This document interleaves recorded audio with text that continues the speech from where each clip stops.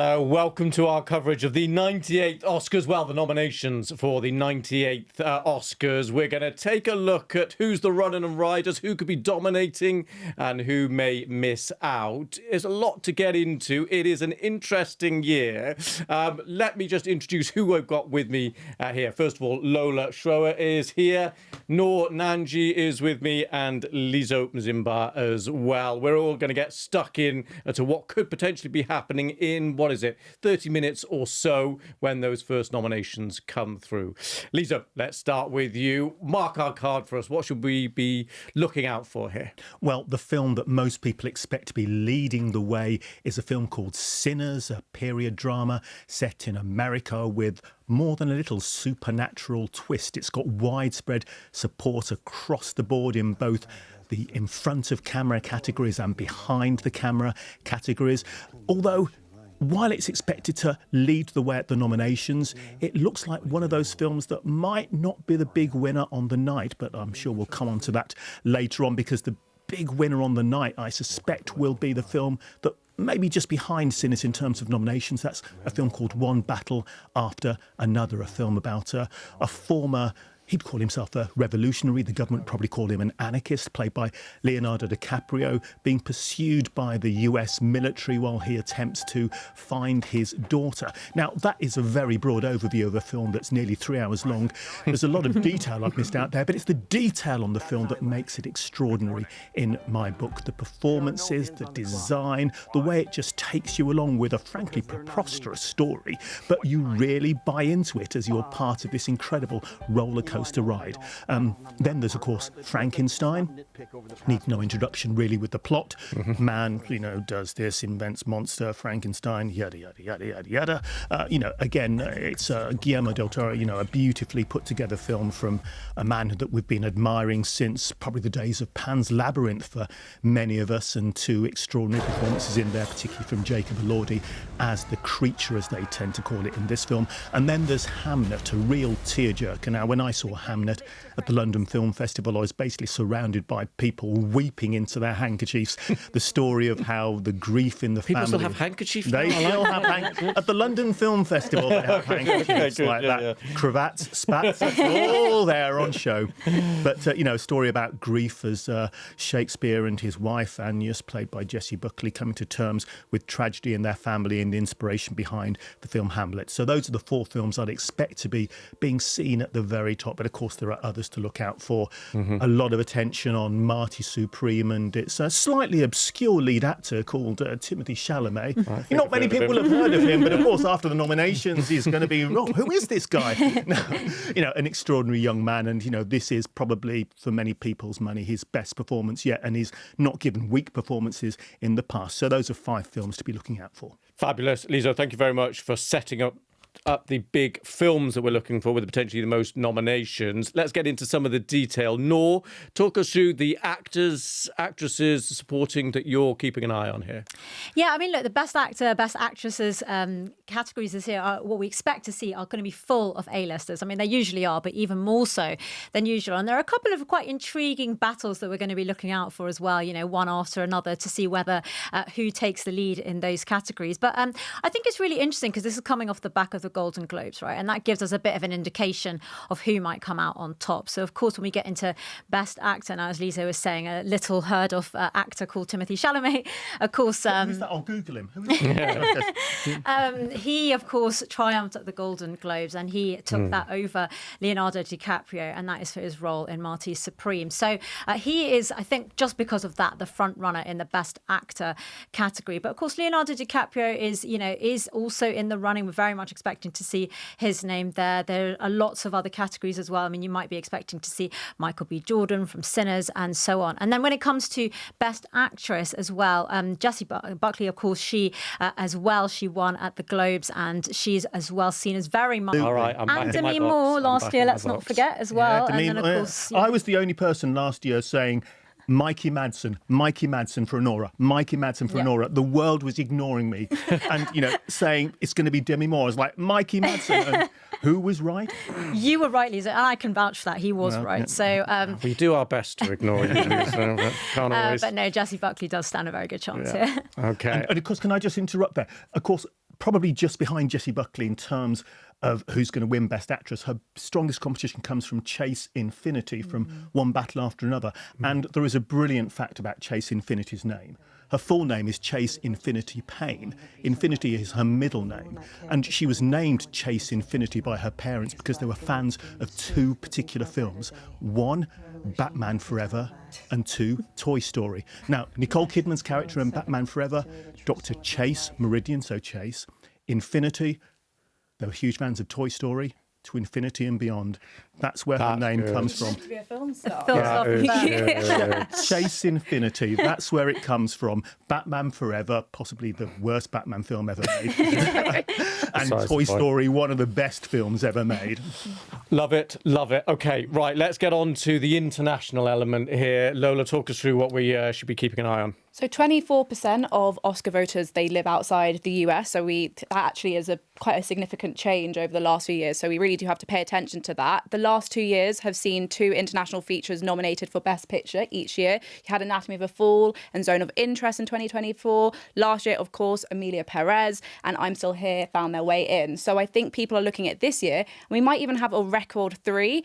It was just an accident. Brazil's The Secret Agent. We also saw Wagner Moura do really well at the Golden Globes, and that film do really well at the Golden Globes. So maybe even a bit of a competition for Leo and Timmy, perhaps in the Best Actor category, and then Norway's Sentimental Value, Stellan Skarsgård. So I think it is important to keep our eyes on these international films, especially for the Best Picture. Yeah.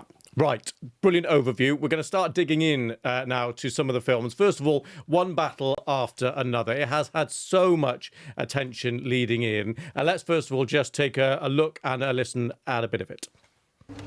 Rise and shine. Bat an eyelash. Good morning. There are no hands on the clock Why? because they're not needed. What time is it? You know, I don't remember that part. All right, let's just not nitpick over the password stuff. Look, this is Bob Ferguson. All right, you just called my house. Let's cut the. I need the rendezvous point. What time is it?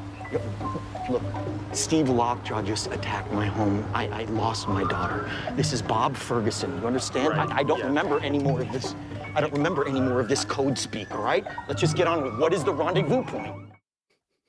That's one of the kind of comedy bits. It's funny, it's dramatic. Lisa, what do you make of it? I thought it was an absolute masterpiece. I thought that, as I said before, the details in this film are what makes it fly. The performances. Leonardo DiCaprio is the lead, but actually he's overshadowed in so many ways by performances around him. You know, Chase Infinity, who we were just talking about, the male performances. You've got Benicio del Toro as an old friend, colleague, helping him out of a bit more than a scrape that he gets himself into as he goes along. Then you've got Sean Penn as this former military officer, as part of this mysterious group called the Christmas Patriots that he's trying to join. And every time those people are on screen, I had a huge, huge grin on my face. And the director, Paul Thomas Anderson, an old hand at directing, he's put, some of my favourite films and also some films which I would never, ever want to watch again or inflict on anybody, Phantom Thread. Again, he has an incredible vision and puts together this film that it felt to me almost like a 70s film, that kind of feel. It had a beautiful overview, a wonderful chase sequence going up and down rolling streets at the end, almost reminiscent of San Francisco. Yeah, for me, that's the front runner. And we should just touch on Best Director. I mean, the received wisdom is that he's absolutely going to walk it, not obviously just nominations, but it's his. Well, that is the perceived wisdom because, he's not been honoured in this way in the past. People think that it's a film that has just taken a particular unique vision and put it on screen in a way that only he could do. His drawn-out performances from both... we talk about these great performances from Leonardo DiCaprio, from Sean Penn, from Benicio del Toro, all three of them, of course, Oscar winners already. So, getting a great performance out of an Oscar winner probably, isn't that much of a bind. Sean Penn for Milk, Benicio del Toro for Traffic, The Revenant, Leonardo DiCaprio. But, those other people in there, Chase Infinity, perhaps kind of like, Regina Hall as well, getting great performances out of them that are being talked about as potential Oscar performances. That's the the mark of a great director. It doesn't actually rest on the laurels of, well, we've got 3 Oscar winners here, they can carry the movie by themselves and everyone else can just chip in as they go along. I think it's really important, though, to also mention Tiana Taylor, because that was an incredible performance. And she is such a hustler. You know, she started off as a choreographer, she's done music, and now she's being properly respected on this kind of award level for an incredible performance. And I don't know about you, but when she wasn't in the film anymore, I was like, bring Tiana back, because that first bit of no her spoilers. I mean, who knows? I didn't say what happened to her, but when you don't have as much Tiana Taylor on your screen as you want to, you feel like that was just such a compelling performance. And as you said, you know, you've got Chase Infinity up against Leonardo DiCaprio. She held her own up against Leonardo DiCaprio as well. And it was an incredible performance. And it's just been so nice to see her at award seasons, you know, talking about how much she loves Julia Roberts, being in the same kind of room as her and being respected like those kind of actresses. I would say on Chase Infinity, I mean, she's in her mid-20s. She's absolutely incredible. What a performance as Willa, the kidnapped daughter. And she's also been up for a BAFTA Rising Star nomination as well. So she's really getting that recognition already, so I think we can expect to see her name here. Brilliant stuff. Right, let's look at the other big juggernaut, Sinners. We're going to talk about it in just a moment. Let's first take a look at it.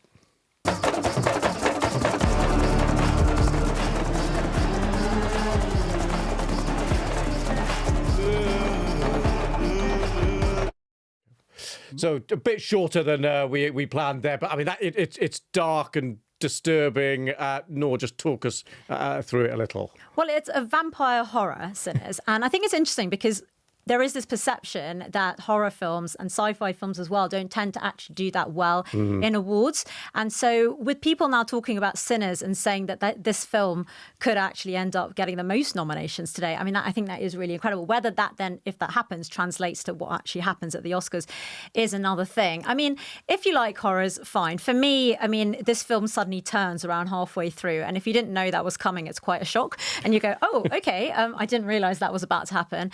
But there's performances are brilliant. Of course, Michael B. Jordan, I mean, really, really strong performance there. And I think we can expect it to potentially make history today. If it gets 15 nominations, then it will make history because that will be more nominations than any other film has ever gotten. And Gold Derby, which is the awards site, it has it down for 14, but it could tip it over the edge and get to 15. Just briefly, Lisa, that's the thing that we will potentially be talking about after we hear all the nominations. So that could be the headline. But I think it's interesting, you know, that point that Noor raises. Just because a film gets the most nominations doesn't mean it's got an automatic path to being the big film on the night. 2 years ago, yes, Oppenheimer led the way at the nominations and led the way on the night, to nobody's particular surprise. An extraordinary piece of filmmaking from Christopher Nolan with some great performances in there. But last year, I mean, Lola was just talking about Emilia Perez. I think had 13 nominations on the night, you know, an incredible number of nominations. The number of awards won, 2. You know, so it was overshadowed by others. So, you know, in broad terms, it seems obvious that a film can have a real consensus that, yes, it's strong in lots of categories, but to win on the night, you have to be the one that people think is special. And I think Sinners might well fall into that area where people think it's strong across the board, but in very few actual categories, people think it is the most outstanding film out there. I mean, hopefully they'll be able to avoid, from their point of view, if it does get as many nominations as we think. I think the record still stands with The Colour Purple many, many years ago. Went into the night, 11 nominations, came out, no wins. You know, so that's the kind of territory we're talking about. OK, we shall see. Lisa, thank you for that. Noor and Lola. We're going to bring in someone now who's been there and done it all. Talking Movies presenter Tom Brooke, covering the Oscars, since the 80s? Something we don't need to be too detailed, do we, Tom? Right, talk us through what you thinking about. What are you keeping an eye out for, Tom?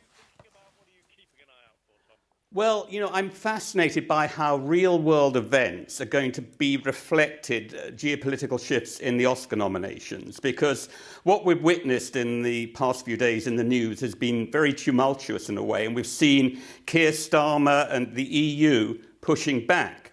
Now, what's happening with the academies, a colleague of mine just mentioned that 24% of the Academy members are now outside the US and in Europe. And this is a wonderful opportunity for European cinema to push back. And I think we'll see it in the form of this movie's sentimental value. It's a Norwegian film. As a BBC journalist, I have no biases or prejudices, but it is my favourite film. And this film has become the most successful Norwegian film internationally in its history. It's taken in more than $20 million. And we all have a lot to learn, from cinema right now, because I'm a news junkie, but in a way, I'm up at night thinking about all these kind of awful things. And if you look at sentimental value, there's a really interesting narrative there. It's a story, it's a family drama. It stars Stellan Skarsgård, among others. And it's about estrangement. And how do we deal with other people who we're estranged from? And in this movie, you don't see total reconciliation, but you see people able to recognize difference in one another and respect that. And that's really, I think, what we need in the real world today. So I hope that Sentimental Value gets 5, 6, or 7 nominations. Also, great films, Sinners, One Battle After Another. So it's great how the movies are hopefully, through the Oscar nominations, going to give us some solace and fascination. Yeah, just sum up for us the type of year this last year has been for cinema. Well, I'm going to be a killjoy. It's been a terrible year. I mean, if you look what's going on economically in the industry, cinema going has not rebounded. I'm talking about mainstream Hollywood. And, most of the films that come out from Hollywood, if I was a teacher, I would say you could do a lot better. I mean, we're seeing at Oscars time the best films. Independent cinema in the US and around the world is doing very well creatively. So there's a lot to think about. People are talking about AI and all these things. We need good storytelling, and it's there, but we need to find the distribution mechanism, and people really need to pay attention to some wonderful smaller films. And Tom, just talk to us about the voting here. What should we be keeping an eye out? How does the voting work? What are the changes, and what kind of influence could that have on things like nominations and where we end up?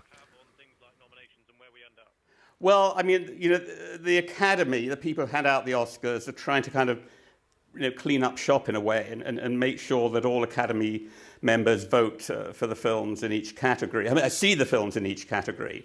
Hopefully, it will be a display, the nominations of films that have artistic integrity, but there are all kinds of factors that come to bear.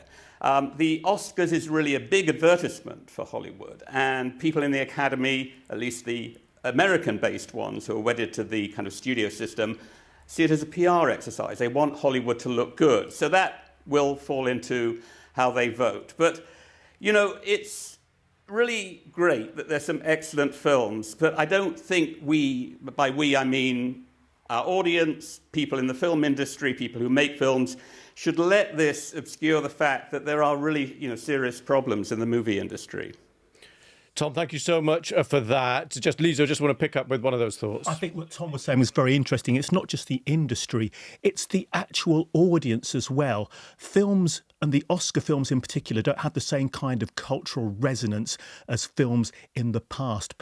Audiences, and not just young audiences, are finding all sorts of other things to fill that gap. I was looking back at some of the big Oscar films from, 25 years ago, and just some of the films on there. You've got Gladiator, Traffic, Billy Elliot, Erin Brockovich, Castaway, and that was by no means a vintage year.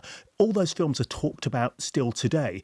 People, and this includes people like me in the entertainment industry, are barely talking about the films from last year or the year before. You asked me what won Best Film 3 years ago, I'd scratch my head. I'd probably then come up with the right answer eventually. But it's not in the same cultural space that the Oscars used to have perhaps 2 or 3 decades ago. And that, again, is a real problem with the Oscars trying to remain relevant. And probably very briefly, one of the reasons I think they've done this deal with YouTube in a few years' time to try and recapture some of that ground. Yeah, broaden their reach. Absolutely, Lisa. Thank you for that. I'm just going to take a quick look at Hamnet now, because we've talked about it, but we haven't seen it. Let's take a quick look. So quite an intense watch, that particular clip. Lola, there's interest here on the film, the director, actress, supporting actor. Talk us through it. Well, you can see in that clip some great Irish talent. You've got Jessie Buckley and Paul Mescal playing, this married couple, Shakespeare. And it's, Hamlet's a tragedy, but when you see this film, obviously what happens in it is a tragedy as well, but it is so beautiful. Jessie Buckley and Paul Mescal. But I just want to give a quick shout out for some of the younger talent in the cast, their performances. You've got two brothers, Jacoby Jupe and Noah Jupe. Now Jacoby plays Hamlet the son, and Noah Jupe plays Hamlet in the Globe. And both of their performances are absolutely outstanding. So the casting for that film is incredible, and I think that is something that definitely should be mentioned. But Jessie Buckley is just a shoo-in, 100% going to get an Oscar nomination. Well, obviously, 100% first name turn. 100% first name, leading the way. But I think yes, and interesting from a British point of view, I think Nina Gold, the casting director of that, there's a new casting category which I'm sure we'll get into later on, has come in. Hugely popular book, which is now been translated to the big screen, and also just going back to what the map across is with the Golden Globes. Of course, Hamlet did very well at the Golden Globes. It picked up one of the top film awards there, so you can see some translation perhaps here. Good stuff. Lisa, just talk to us a bit about this new category then, since you just raised it there. Yeah. Yes, it's best casting. So obviously for casting directors who some people see as the unsung heroes and heroines of the film industry. They're the ones who, in these days, it used to be sitting in front of lots of actors and actresses coming in. These days, I'm sure it's looking at lots of self-tapes that people have done on their phones and on their laptops, and spending hours going through trying to find the right voices, the right faces for these films. When we see the films at our stage, it's very easy to say, oh, I can't think of anyone other than Chase Infinity in that particular role, say. But that process has been reached by somebody perhaps looking at hundreds and hundreds of people, talking about so many different permutations about, is she going to interact well with Leonardo DiCaprio? What's the chemistry like? Can you believe that they might be father and daughter? All these sorts of things. And when a film comes along and you say, oh, yeah, that's, that cast is incredible. The cast is often incredible because a casting director has made some incredibly difficult but spot-on choices to do that. So this is the Oscars trying to reflect the industry in a wider way. This isn't something that's aimed at audiences in particular. It's aimed at the industry and getting some recognition there. What is aimed at audiences is what's coming in next year. Category for best stunts. So people, audiences still love an action movie. They love seeing, people doing heroic, wonderful things on that. And this is something that the Oscars are doing, part of their strategy to relate to the audience. Lizo, we'll come back to you. Lola, Noor and Lizo, thank you very much. Just to mark people's card, it's about 4 or 5 minutes now until we get those nominations. So do stay with us. I'm Lewis Vaughan Jones, and this is BBC News.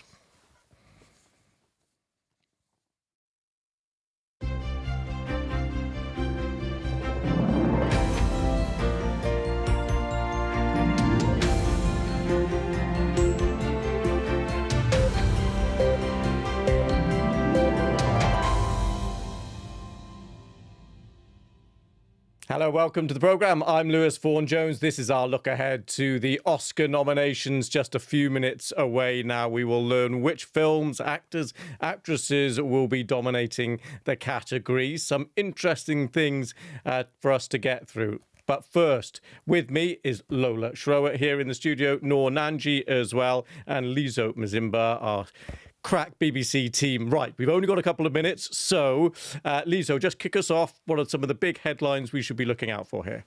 I think most people are expecting a film called Sinners, a period American drama with supernatural twists, to be leading the nominations. It could get 15 nominations potentially, which would make it a record breaker, the film with the most ever nominations at the Oscars, beating All About Eve, Titanic and La La Land that have 14.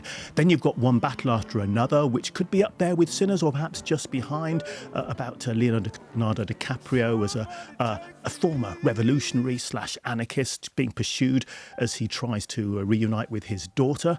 Then you've got Frankenstein, of course, another retelling of the classic story starring Jacob Elordi and Oscar Isaac. And then, of course, the film Hamlet, a real tearjerker about the playwright Shakespeare and his wife, a tragic event in their life and the inspiration behind Shakespeare's play Hamlet. Those are 4 films we're expecting to see at the top, but we shouldn't forget, of course, Marty Supreme. So many eyes on its star Timothée Chalamet, perhaps the favourite not just to take the nomination but to take the Best Actor Oscar. We will see. Lizo, thank you very much for running us through very quickly the top films that we'll be keeping an eye on, nor talk us through actors, actresses that we should be keeping an eye on too. Well, the Best Actress and Best Actresses categories are really packed with talent, perhaps more so than ever. And, when we look at this, we also look back at what happened at the Golden Globes, because that can give us a read of how this might play out. So we know that at the Golden Globes, Timothée Chalamet, he picked up the award for Best Actor. So that alone has sort of put him into the role of the front runner, if you like. But he does have some stiff competition there as well. So you're hearing about Leonardo DiCaprio, for example, in one battle after another. That could be definitely, we're expecting a nomination there for Leonardo DiCaprio. Then we have Best Actress, and there Jessie Buckley from Hamnet is very much seen as the front runner, not only in the nominations but indeed going into the Oscars themselves. And so we'll wait and see how that pans out, but a lot of interest in that. Lots of big names there. Lola, talk us through the international angle here. So 24% of Oscar voters live outside the US, and that's a significant change over the last few years. International features have done really well for Best Picture in terms of nominations in the last few years. Anatomy of a Fall, Zone of Interest in 2024, of course, Emilia Perez last year, and I'm Still Here. Will we see a record 3 this year? It was just an accident. Brazil's The Secret Agent, obviously Wagner Moura, did really well at the Golden Globes, and of course Sentimental Value, which had Stellan Skarsgård in, which everyone's talking about. Great. Thank you all very much. So we've got about a minute to go until the nominations. A couple of things I just want to mark your card for. One, there is a new rule that's been brought in this year, which is the people who are casting the votes are supposed to have actually watched the films first. Eyebrows raised, maybe that wasn't an existing rule. How they actually police it, Lisa, we don't really know. There's no way of policing, checking whether people have actually watched it, is there? It's done on a trust system. It's impossible to know whether it's seen it at a multiplex, a press screening, on the Oscar preview side, at a friend's place who happens to have worked at the studio. It's done on a trust basis. OK, so we'll see. At least a step in the right direction, potentially. This is the 98th Oscars, and we are expecting potentially a record broken. As Lisa said right at the beginning, maybe if Sinners can get that 15 nominations across the categories, that would beat the existing record of 14. So that could be a headline after the nominations are up and running. We shall wait and see. And of course, always the big stories will be the big actors and the big directors. Just briefly, Nord, director, who are we thinking here? Well, I mean, there's so many though.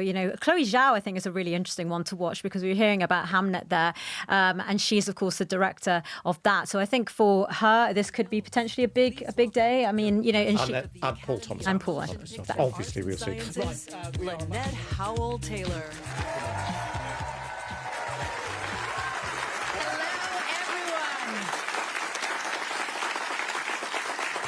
Thank you for joining us as we announce our nominees for the 98th Oscars. It is very early in the morning here in Los Angeles, but we know that there are people watching this in every time zone all over the world. This year, the Oscars celebrates our humanity, our connection with each other, and reminds us once again that the world is made up of individual stories that have the power to unite us through narratives that speak to the emotions we all share. We live in a time of limitless technology that enables us to push the boundaries of our cinematic experience. And our profound belief is that the heartbeat of film is and will always remain unmistakably human.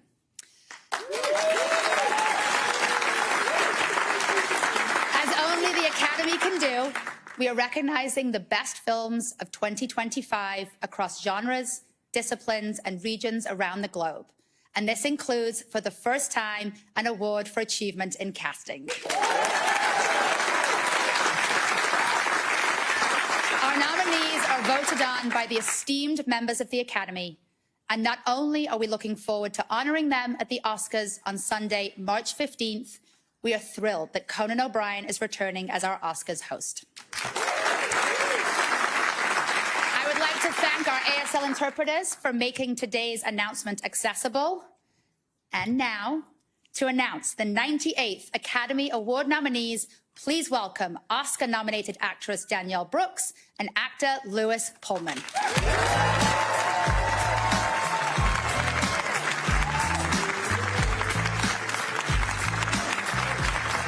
Thank you, Lynette.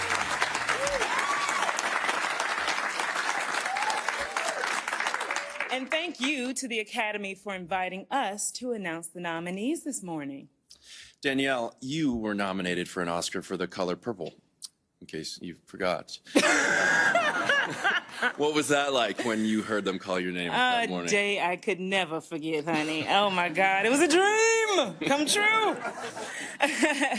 And how about we make some other people's dreams come true? That sounds great to me. All right, let's do it. Danielle, as a former nominee in this next category, why don't you just kick it off? Take the first one. Okay. For performance by an actress in a supporting role. Elle Fanning in Sentimental Value. Inga Eve's daughter, Lilas, in Sentimental Value. Amy Madigan in Weapons. Wunmi Masaku in Sinners. And Tiana Taylor in One Battle. The nominees for achievement in makeup and hairstyling are Frankenstein, Kokuo, Sinners, The Smashing Machine, and The Ugly Stepsister. Coming up right now, the nominees for achievement in music original score. Begonia, Frankenstein, Hamnet, One Battle After Another, and Sinners.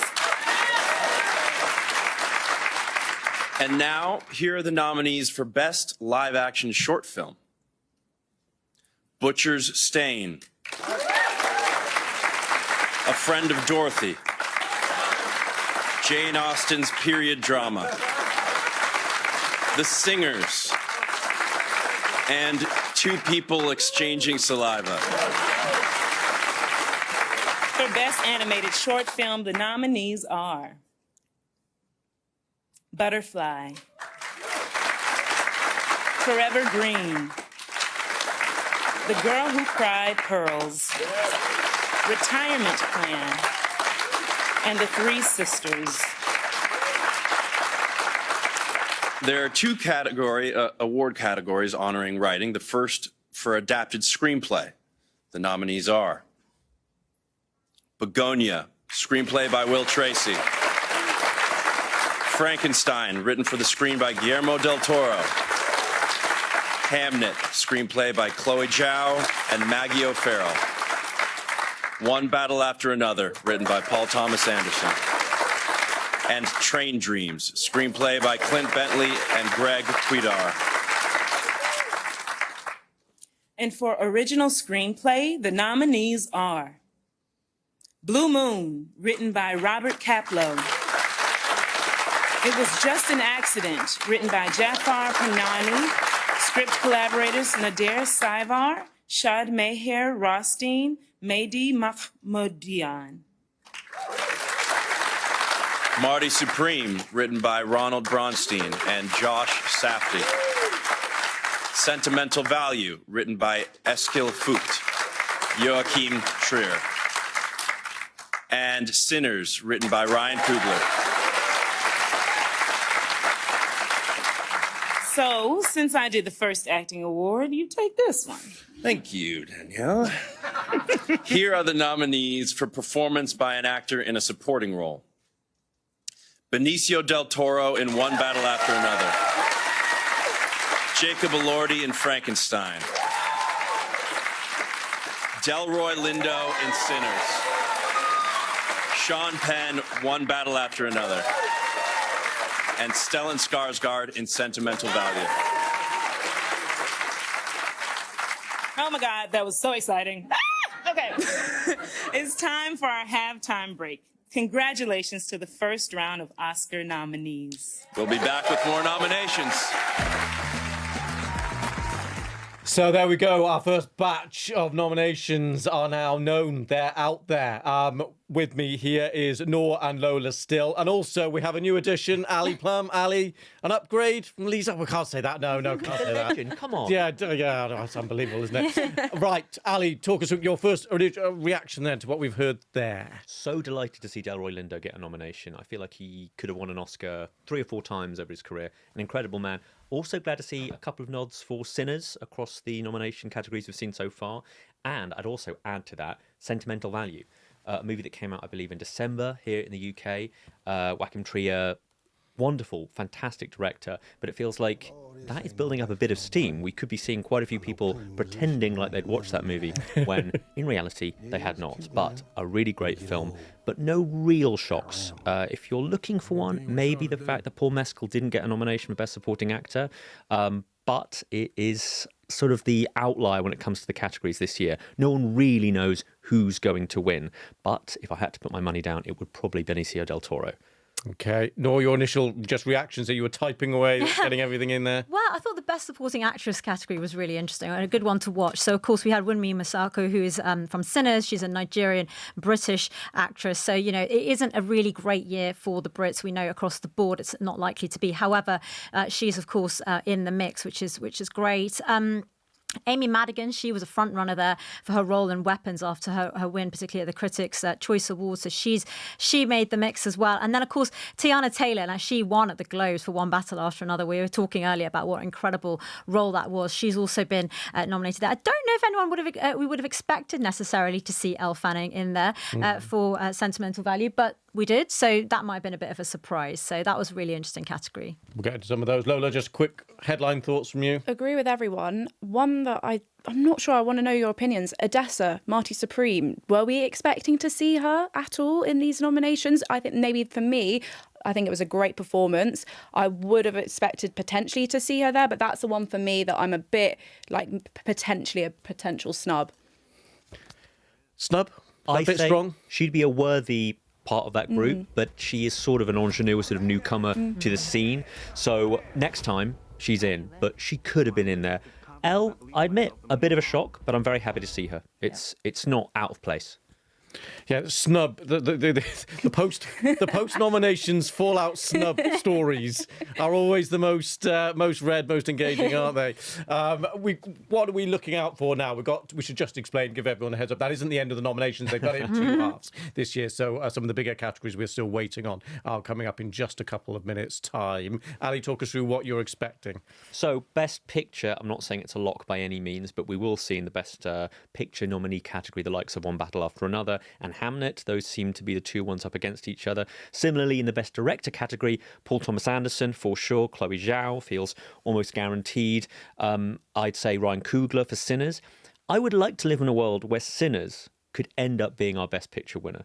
It probably won't. I think One Battle After Another is the one. But the way voting works these days, and there is a far bigger voting block, over 10,000 people I think can vote, and across the globe, bigger people from all across the globe, it could be people's second and third pick, and it could build up just enough. You never know. Okay, Ali, thank you very much for that. Let's get back to the nominations. First new Oscar category in 25 years. Achievement in casting. Hamnet. Marty Supreme. One Battle After Another. The Secret Agent. And Sinners. Next, the nominees for Achievement in Costume Design. Avatar, Fire and Ash. Frankenstein. Hamnet. Marty Supreme. And Sinners. Here are the nominees for Achievement in Music, Original Song. Dear Me from Diane Warren, Relentless. Golden from K-Pop Demon Hunter. I Lied to You from Sinners. Sweet Dreams of Joy from Viva Verdi. And Train Dreams from Train Dreams. And now the nominees for Best Documentary Feature Film. The Alabama Solution. Come See Me in the Good Light. Cutting Through Rocks. Mr. Nobody Against Putin. And The Perfect Neighbor. Coming up right now, the nominees for Best Documentary Short Film. They are All the Empty Rooms, Armed Only with a Camera, The Life and Death of Brent Renault, Children No More Were and Are Gone, The Devil is Busy, and Perfectly a Strangeness. For Best International Feature Film, the nominees are The Secret Agent, Brazil. It Was Just an Accident, France. Sentimental Value, Norway. Sirat, Spain. And The Voice of Hind Rajab, Tunisia. For Best Animated Feature Film, here are the nominees. Arco, Elio, K-Pop Demon Hunters, Little Amelie or the Character of Rain, and Zootopia 2. Here are the nominees for Achievement in Production Design. Frankenstein, Hamnet, Marty Supreme, One Battle After Another, and Sinners. Next, the nominees for Achievement in Film Editing. F1, Marty Supreme, One Battle After Another, Sentimental Value, and Sinners. And for Achievement in Sound, here are the nominees. F1, Frankenstein, One Battle After Another, Sinners, and Sirat. For Achievement in Visual Effects, the nominees are Avatar, Fire and Ash, F1, Jurassic World Rebirth, The Lost Bus, and Sinners. Here are the nominees for Achievement in Cinematography. Frankenstein, Marty Supreme, One Battle After Another, Sinners, and Train Dreams. For performance by an actor in a leading role, the nominees are Timothée Chalamet in Marty Supreme, Leonardo DiCaprio in One Battle After Another, Ethan Hawke in Blue Moon, Michael B. Jordan in Sinners, and Wagner Moura in The Secret Agent.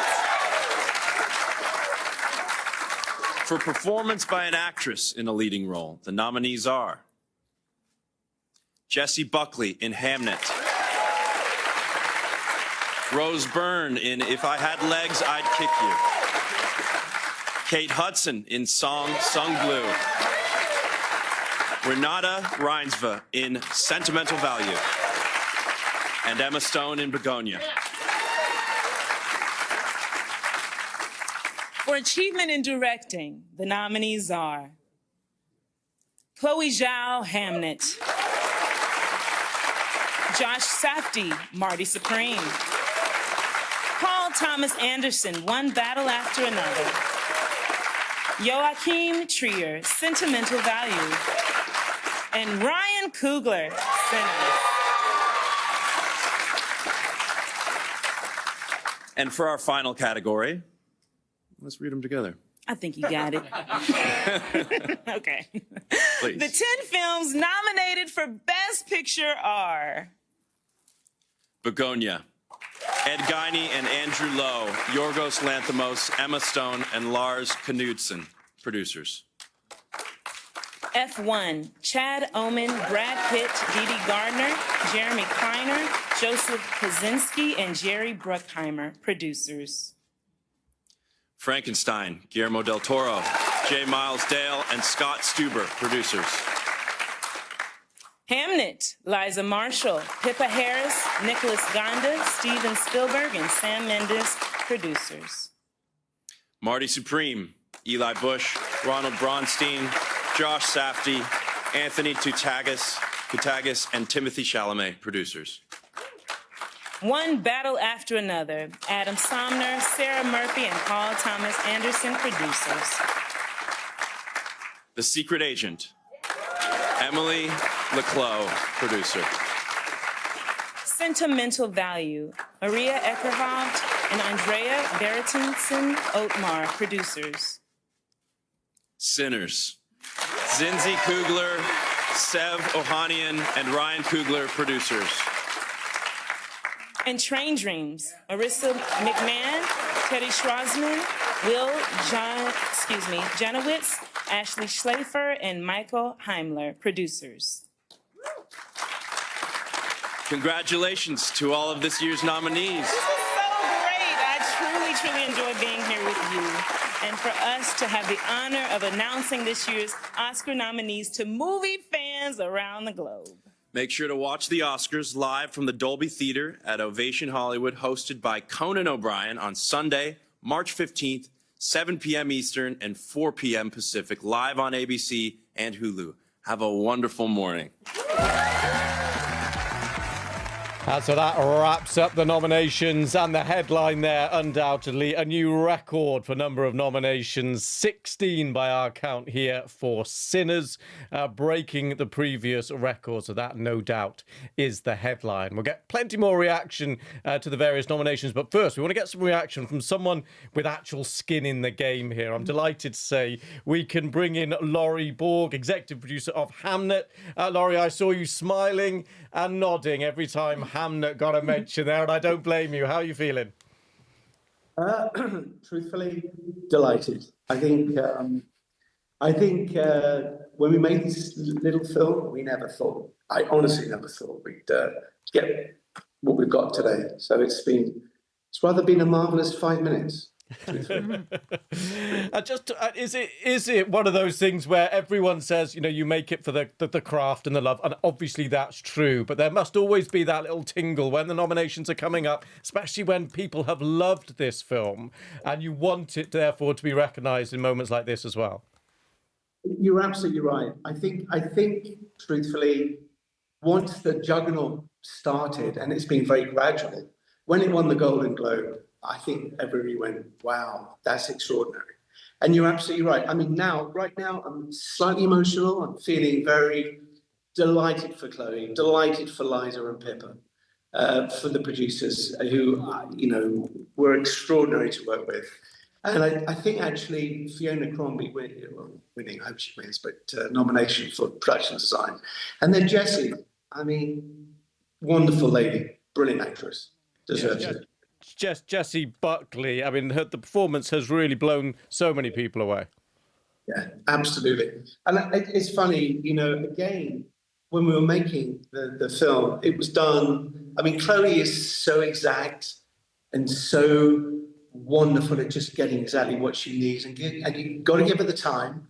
And she had it, and she had the time with Paul. And by the way, I think Paul, is extraordinary.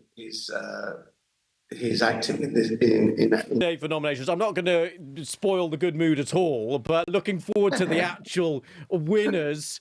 Are you hoping that you'll be in with a chance and you'll still actually be there on the day?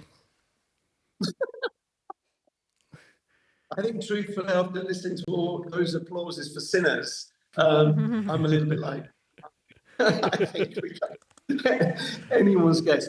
But it's sort of, just to be there, to be in the mix is fantastic. Absolutely brilliant. Delighted. Laurie Borg, thank you so much for coming on straight away. Slightly unfair of us to get you to do the immediate reaction, but you were absolutely brilliant. We really appreciate it. Thank you so much.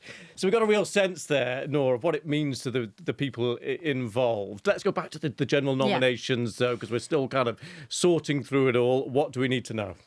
Well, my colleague Ian Youngs has just been messaging me with the tally that he has. So if he's wrong, blame him. But what I have... You can't throw people under the bus like that. No. Sorry, Ian, if you're watching. No, but so as we were saying there, Sinners obviously breaking this record, 16 nominations. It's really incredible when you think 14 nominations is what any other single film has gotten. So that's previously been achieved by All About Eve, Titanic and La La Land. They each got 14 nods. Now Sinners has come and swept that away with 16. And I think it's particularly incredible when you think that horror films tend to not do very well in awards. And so, well, that is definitely the perception, sci-fi and horror. So for a vampire horror film to get so many is really quite something. Of course, they've added a new category this year, so that helps, but that really is interesting. Whether it translates to wins, like we were saying earlier, that remains to be seen. Whether they can cut through on the actual day. But that's Sinners. Then after that, we've got One Battle After Another with 13. Marty Supreme, Frankenstein and Sentimental Value all have 9 nominations. And then Hamnet in there at 8. So, I mean, those were all films that we expected to be represented here. And that hasn't disappointed. So that's kind of the high level tally. I thought the Best Actor category was really interesting because, of course, Timothée Chalamet, of course, we were expecting to see him there, the front runner. Leonardo DiCaprio going up against him as they did at the Golden Globes. Of course, it was Timothée Chalamet who won there. We've also got Ethan Hawke in Blue Moon, Michael B. Jordan in Sinners, and Wagner Moura for Secret Agent. Now, I think I was quite surprised that there was no Jesse Plemons in from Begonia. Potentially, I think there was quite a lot of speculation that he would make this list. There are, of course, other A-listers who've had films out in the past year. George Clooney, for example, with Jay Kelly, and also Dwayne Johnson, The Rock, for The Smashing Machine. I think they all lost momentum in recent weeks, so people weren't really expecting to see them make the cut, as indeed they did not. No, thank you very much for that. We're going to get some live reaction from the States now. Sandro Minetti is standing by for us, as always. Great to see you. So, what do you make of that? How are you feeling after that? Oscar nominations day is like Christmas morning for movie fans. It's a mix of anticipation, delight, and disappointment. Now, here in Los Angeles, for 6 months now, people have been campaigning for these Oscars with the fervor of a presidential campaign. I was the other day at the Frankenstein Museum. Yes, the movie has its own museum now. I've been at countless sort of Q&As, events, parties. It's all led up to this. It's very exciting. Great show. I'm loving it. So what do you think we can learn from the nominations? That record, of course, for Sinners. Anything else standing out for you? Yes, there's so much. I'm focusing on the snubs. Adam Sandler has 9 Golden Raspberry Awards. Is he ever going to get an Oscar nomination? This was his chance with Jay Kelly. There's been a huge campaign for him. It didn't work out. Sean Penn came in. He was smoking at the Golden Globes. Will he be smoking at the Oscars? Who's going to tell Sean Penn to put his cigarette out? So much anticipation ahead. I like the fact we did mention earlier on that the stories that always get the most click at the end is who's been snubbed and who's going to be angry. Always. So I'm glad you were straight in there with that.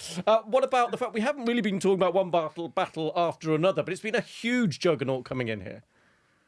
It really has. And Paul Thomas Anderson, the writer, director, producer, has 11 Oscar nominations in the past, no wins. But I think the Oscars on March 15th is going to be his coronation, much like it was last year with Sean Baker for Nora. Yes. Sinners definitely has the most nominations. I expect One Battle After Another to get the most trophies. Will it? So much debate ahead. We'll see. Even more fervent campaigning to come. Okay, and lastly then, just talk us through actors, actresses, leading role, supporting role. What stuck out for you? 25 years after her nomination for Almost Famous, Kate Hudson is back with Song Sung Blue. Great to see her in the mix. I'm particularly delighted to see Ethan Hawke, who for me gave the best acting performance of the year in Blue Moon, in there. He's the outsider. Can he become the front runner? There's so much love for him in Hollywood. He's got to take out Chalamet and DiCaprio. Tall order. Go for it, Ethan. Love it. Sandra, as always, absolutely brilliant. Thank you very much for giving us the insight there.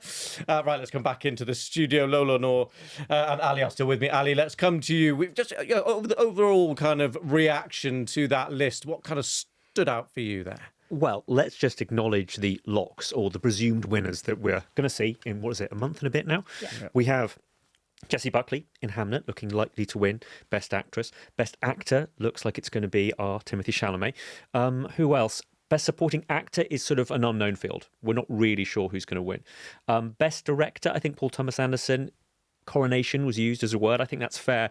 Often the Oscars like to give awards, and this is a very generalised thought here, to people who've had a grand career. Not only are they being awarded for that performance, let's say, or in this case, directing and producing and writing, but also their career in the past. So Paul Thomas Anderson feels like a nice fit, and it is a bit strange that he hasn't won an Oscar already. Best Picture, I mentioned Sinners earlier. With that many nominations, I want to remind you guys the last time anything to do with a horror won Best Picture was Silence of the Lambs in the early 90s. That is a long time ago. It's so good to see a movie that is more than just about horror, although obviously vampires are involved. There's so much more to it. Get this broad a series of accolades or thumbs up from across the whole industry. I'm really excited for Sinners. I'm excited to see Ryan Coogler and his big team, very tight-knit team, doing so well across the board. Okay, Ali, thank you very much for that. And thank you too to Noor and to Lola. Just so you know, we are all staying around. We are all staying live on the stream. You can click the QR code there, as you can see. But that just about wraps up this part of our show. But do stay with us if you can. I'm Vaughan Jones, and this is BBC News.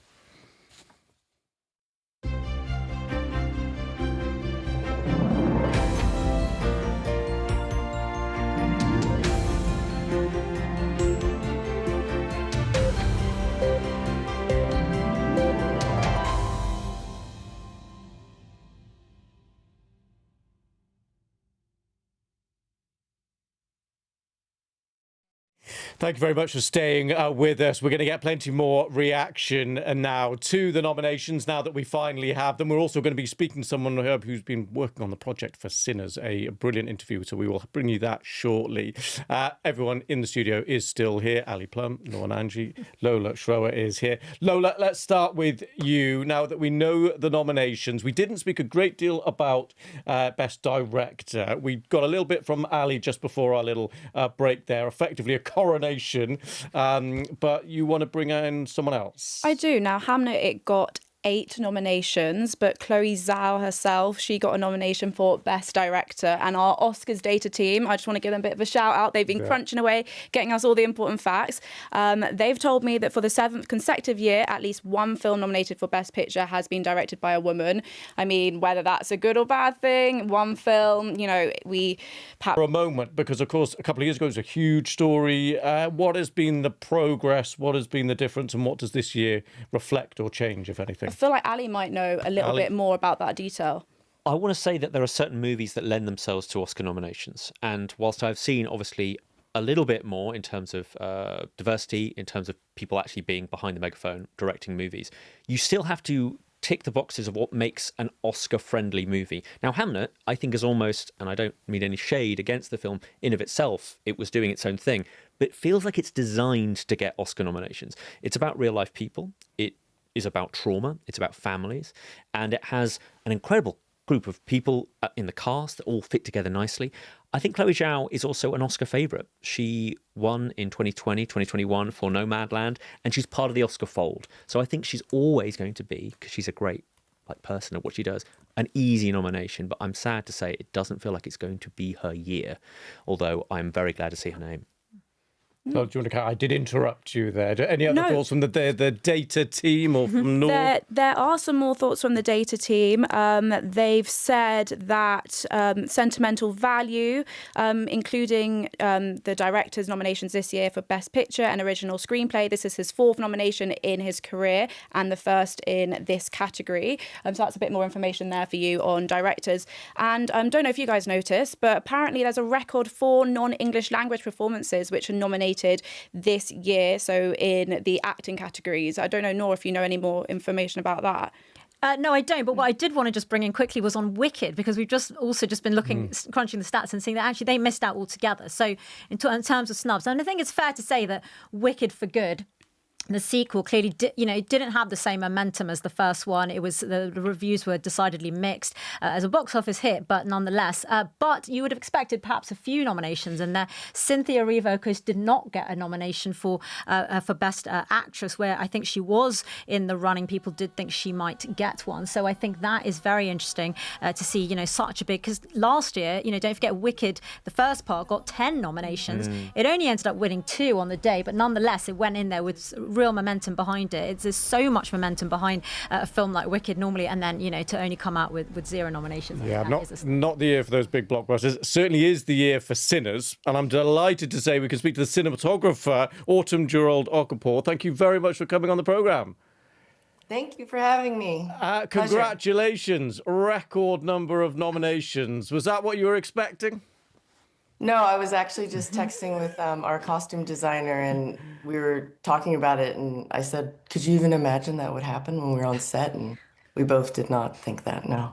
And so how are you feeling right now? 16 nominations across the board. No, I'm very excited. I think everyone worked so hard on the film, and we believed in it so much, and Ryan is such a special person that it's nice to see everyone celebrated in this way.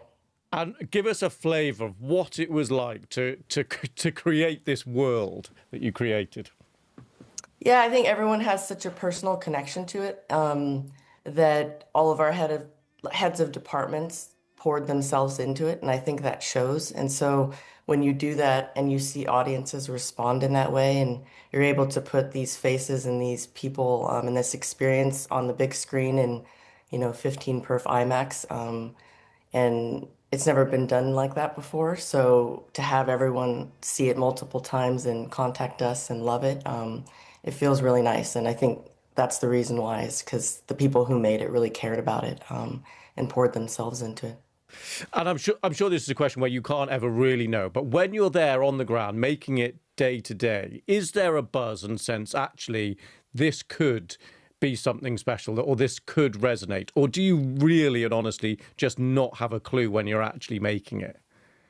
No, yeah, I think in this instance with Ryan's script, and because he's such an amazing leader and how excited he is on set, it was infectious, because it starts from the top down, and the relationship that he has with Michael and his actors, like you're watching all of that unfold.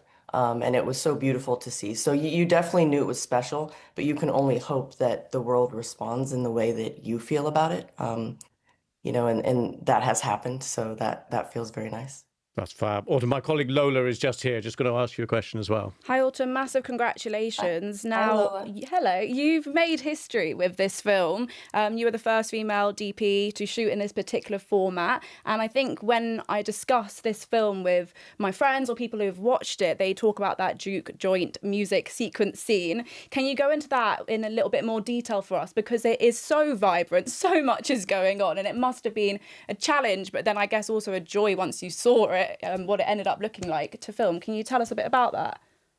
Yeah, it's something Ryan always has in his scripts, I'd say. We've done 2 films together now, and there's always something that, is on the page, and it's beautifully written, and it has big imagination, and it probably is a oneer.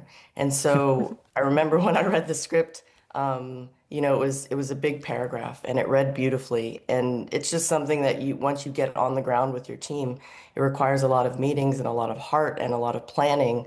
But I feel like we all cared so much about it, and it had something to say. I think it's one of those sequences where you're learning about so many different things, but you also feel it. You feel it in your bones.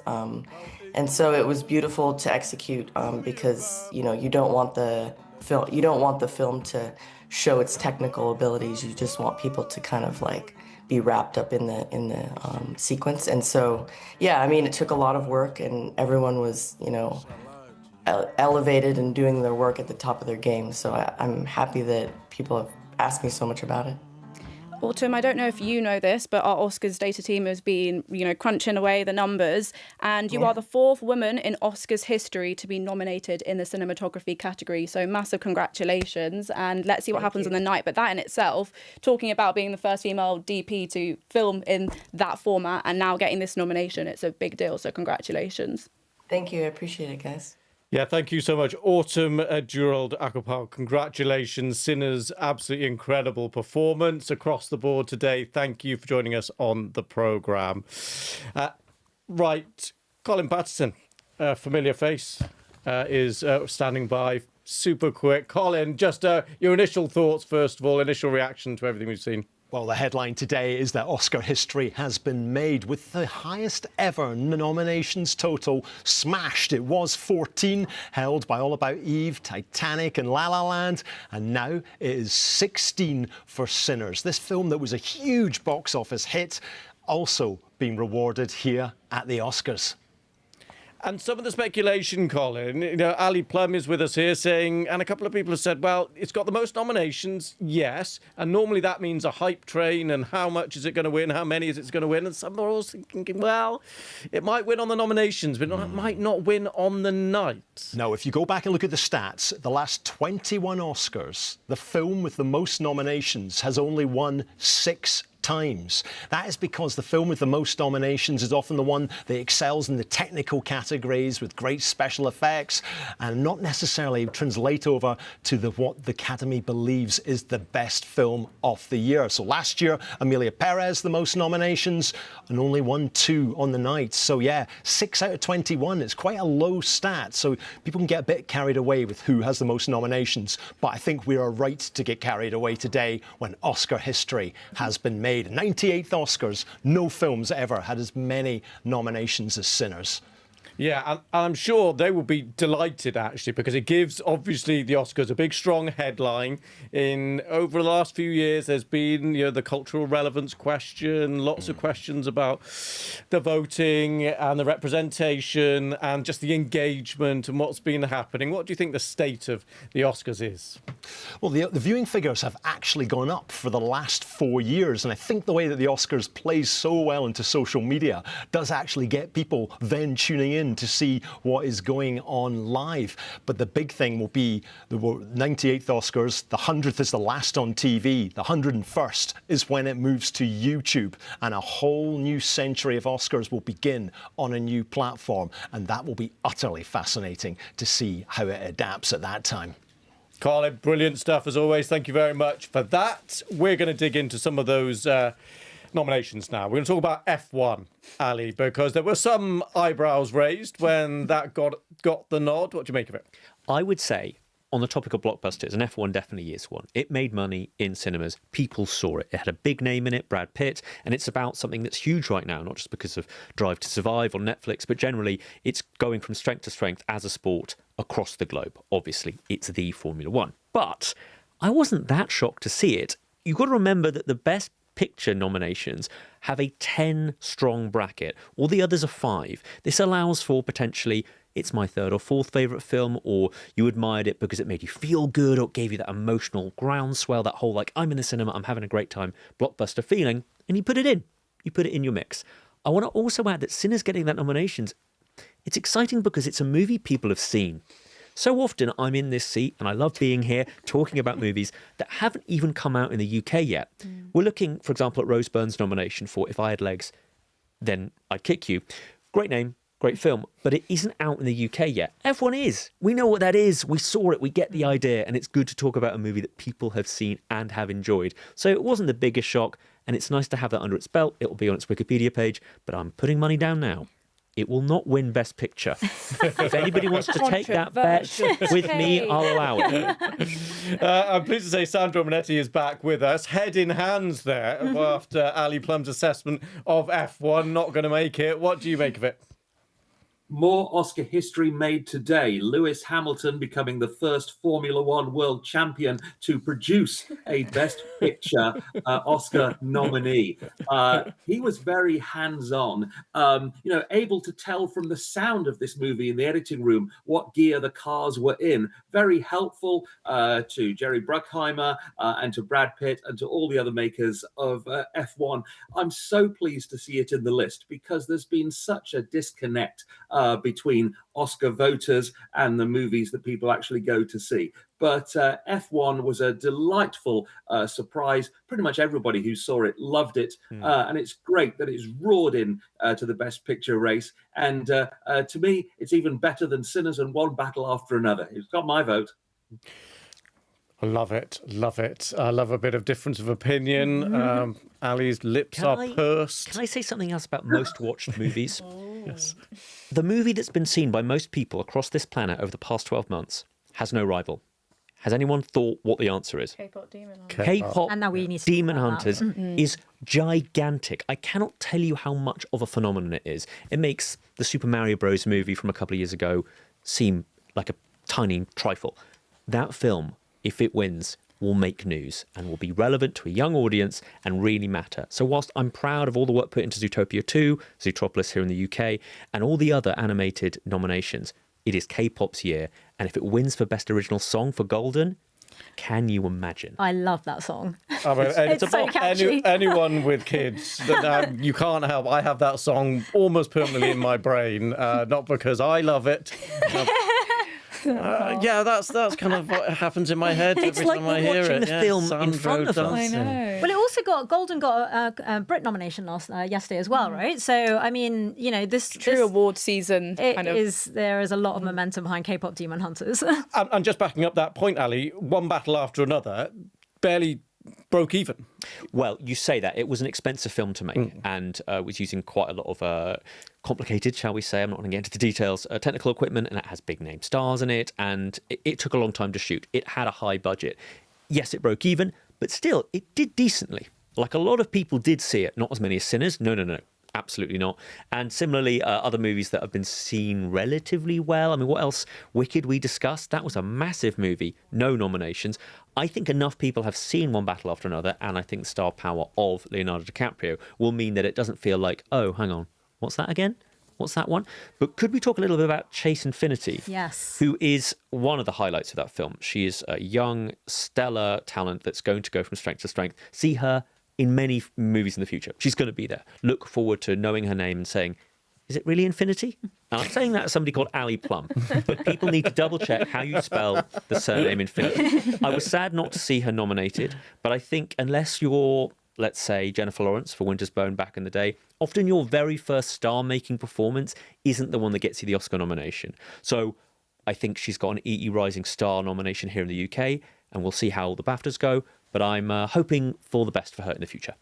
Sandro, just want to bring you in before we let you go on this idea of the big blockbusters not there. Wicked, Avatar. This hasn't been a big year for those big blockbusters translating into nominations. No, but I'll tell you who it has been a big year for, and that's Warner Brothers. The biggest story here in Hollywood is not the Oscar nominations. It is the multi-billion-dollar battle to control that studio. It's the studio behind One Battle After Another and Sinners. Warner Brothers shows that it is at the center of not just the box office, but the awards as well. That's why Netflix and Paramount Skydance want to take it over. Will there be a Netflix symbol on the water tower at Warner Brothers? As the dust settles over these Oscar nominations, it will show. It's a great day for many people. It's a fantastic day for Warner Brothers. And I think the price has gone up. It's a great day for their shareholders. Sandro, great day for us to be speaking to you. It always is. And thank you for the bonus dancing. We always appreciate that. Yeah, there we go. That's all. That's what we want to Golden. see. It's a golden day, Sandro. Yeah, we had to cut that off screen. Now do soda pop. Do soda pop. Right, Tom Brooke, Talking Movies presenter, is with us again. Tom, no dancing necessary from you. But let's talk about Sinners, shall we? Broken a record.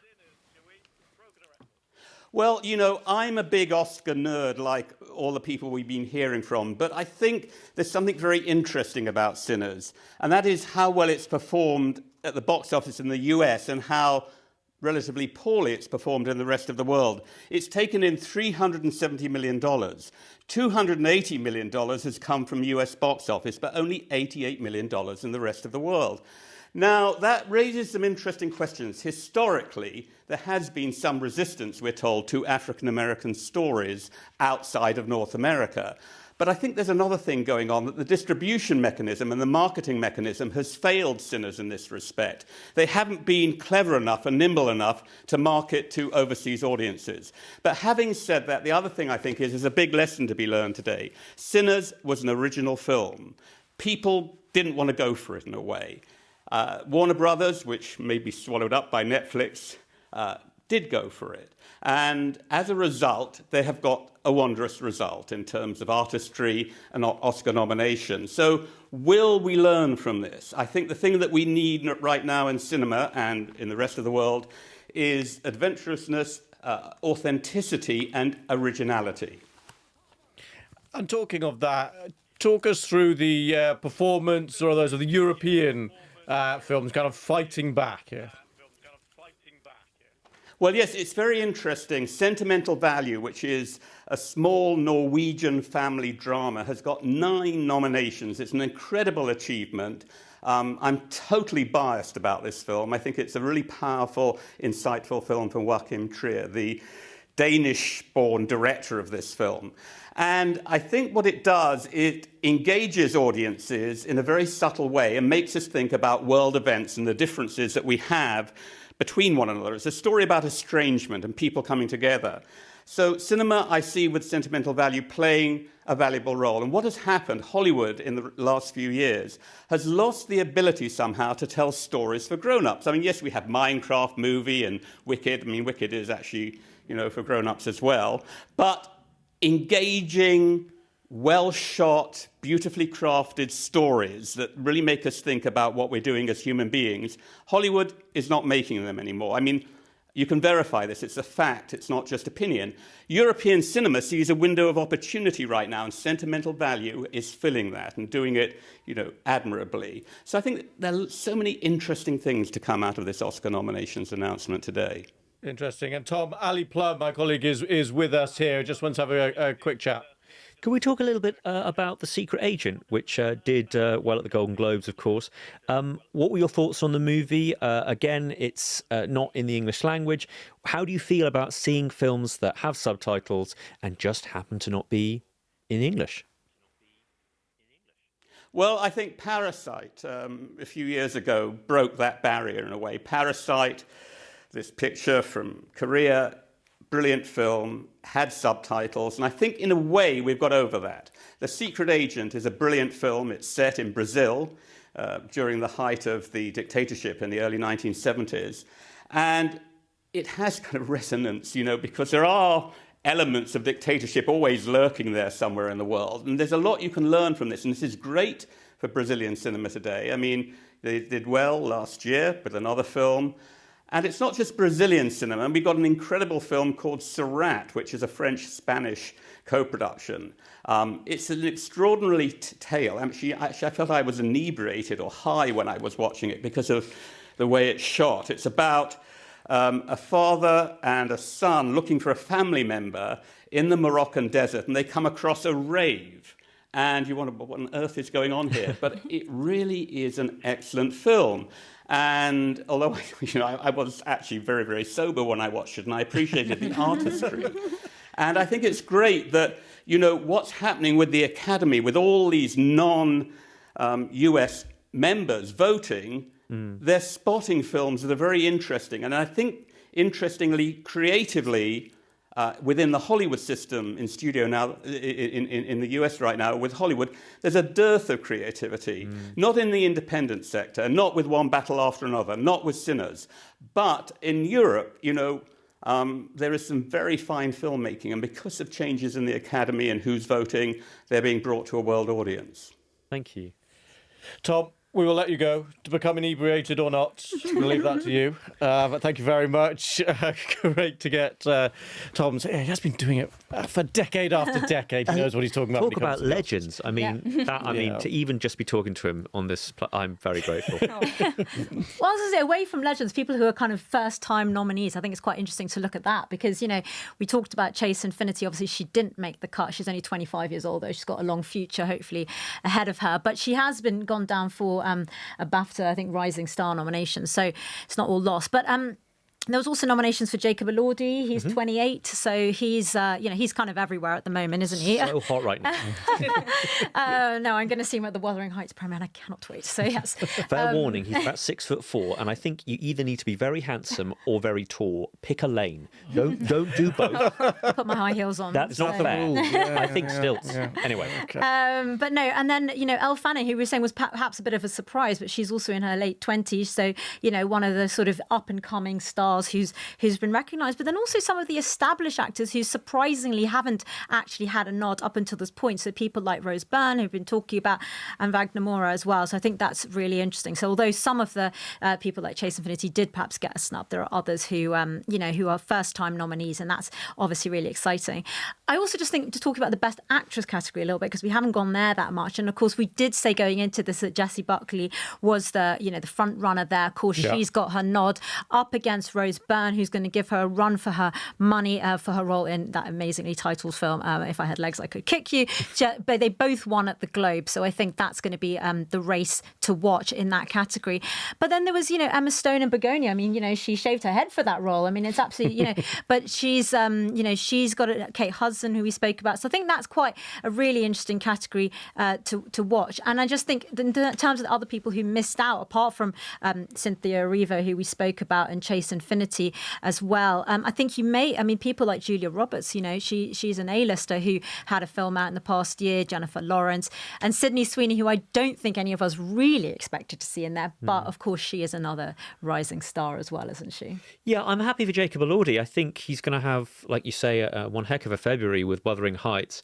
I'm yet to see it. I'm fascinated to see what Emerald Fennell, I always forget how to pronounce her name, how she's going to follow up Saltburn. So Jacob, everyone seems to know who he is. Can I also talk a little bit about the monoculture, right? We used to live in a world not that long ago where you could say, oh, it's the Oscar winner, and everyone would know what that film is, and chances are they'd seen it. I think increasingly, particularly this year, I'm feeling like the Oscars are sort of a menu for people that want to catch up on good films after the fact. You go, right, well, who's won? And then I'll watch these films, rather than the other way around when you were sort of looking at the runners and riders and excited about potentially your favourite winning. Now it's, oh, who's won? Okay, now I'll catch up. So I think it's interesting how the Oscars are becoming sort of more reflective, throwing forward to people watching rather than throwing backward to things people have already watched. Can I also add, and I may forget to say this, so I'll say it now, Ryan Coogler had an incredible back-end deal when it came to Sinners, and not many people have this sort of arrangement. I think Quentin Tarantino was one of the precious few others. He got first dollar gross, so he earned money off actual ticket sales, which a lot of people don't. He had final cut control, so what he said was the movie when it came to the edit. And after 25 years, the rights to the film are his. That is a miracle. Yeah. Warner's wanted to work with him so much, and his team, and Michael B. Jordan twice, Miles Caton as well, that they said, we will give you the movie back in 25 years' time. Wow. That's an achievement. I think it's worth noting, and I think it's sort of gone under the radar. So there are many things to discuss with Sinners, and maybe I should stop talking about it. Well, very good. Lola, just want to bring in what stars you kind of caught your eye that you want to champion after that list is now out. I started this coverage by talking about Tiana Taylor, and I want to kind of end it talking about that. She has had a proper breakout year, and it was very interesting because we could hear the reaction to the different names and it being read out, and the cheer that the room gave when she was nominated for her performance in One Battle After Another, I think is totally deserved. She's 35 years old. She's done so many different things, from being a choreographer to a singer to starring in reality TV shows. But she held her own up against proper big actors like Leonardo DiCaprio in this film, and I think it's a very, very deserved nomination, and it's just exciting for her. We talk about Jacob Elordi, Chase Infinity. Obviously, they are slightly younger stars, but it's lovely to see a woman like Tiana Taylor get recognised, and it's just exciting to see where her career goes. She seems to be the most likely winner, I would say, because of the Golden Globes. I'd also like to mention the BAFTAs, whose nomination day, just to be clear, is on the 27th, I think, so in less than a week's time. And the BAFTAs, in terms of influencing the Oscars, are more and more important. I believe it's still the case this year that when the Oscars are still able to vote, the BAFTAs will have announced who has won. So we talk about the Golden Globes feeding into nominations for the Oscars. The BAFTAs have more and more importance on their own terms, of course, but also in terms of influencing voters, international voters in particular, when it comes to where they finally put their tick when it comes to actually voting. I'd also add there is the unspoken truth that a lot of people don't watch the movies that they vote for. And look, this is very hard to substantiate, but people will finally decide what they're going to watch now the nominations are out. So wait for the BAFTAs, wait for the nominations, and I think a few people in the voting department are going to be like, oh, I better watch the film. Well, there was that amazing moment in the BAFTAs last year when Mikey Madison won Best Actress, right? And that, everyone was expecting it to be Demi Moore, and that then set the way into the Oscars. So I think you're right. I think you're definitely right. People will be watching the BAFTAs very closely. Now, finally, we've only got a couple of minutes left. Now that all the nominations are in, no huge surprises, but just let's throw forward to March, the actual winners. What are the names that we should be looking out for now in whatever category you kind of fancy? I mean, I think with Best Actor, we've been talking about this from the start, but it's going to be Timothée Chalamet versus Leonardo DiCaprio versus Wagner Moura. I mean, I think those are the three in the mix. And between them, the momentum is with Timothée Chalamet. Obviously, he won at the Golden Globes, but the other two stand a really good chance as well. And so I think, Timothée Chalamet obviously lost out last year, but that'll be a really heated race to watch. Isn't it interesting how Timothée Chalamet has not been on anyone's lips because it's sort of presumed he'll win? 10 years ago was Call Me By Your Name, give or take. And he has said publicly in a way that very few people can. I think Leonardo DiCaprio could say it before he won for in 2016, I believe. I want this. Yeah. I want it. And normally the rule is just say you'd like it. He's all about greatness. And I mean, I think we saw that in the kind of marketing campaign for Marty Supreme. He spent some of his own money on it. He produced it, yeah. From ping pong balls in a field to SD Kid to Susan Boyle. It was a lot. Brilliant stuff. Lola, thank you so much. Noor, thank you so much. And Ali, thank you so much. That brings an end to our coverage here of the nominations. The headline, though, that record-breaking number of nominations for Sinners. And middle of March is when we find out who wins. I'm Lewis Vaughan Jones. This is BBC News.